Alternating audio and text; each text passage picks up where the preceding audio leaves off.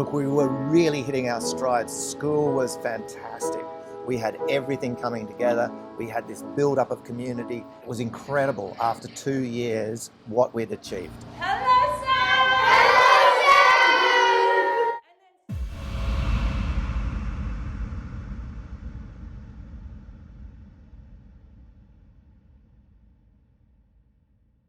And all of a sudden, our dreams, our hopes just went.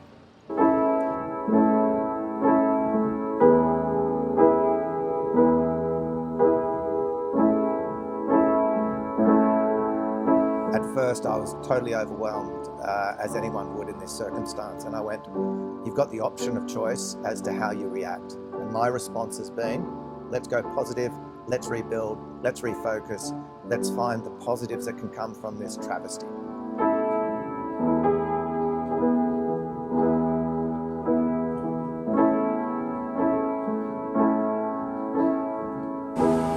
Look, the Living School is about, can a school power a community, engage a community? And this is so important for us as a town. We want to be the school that brings the community back together.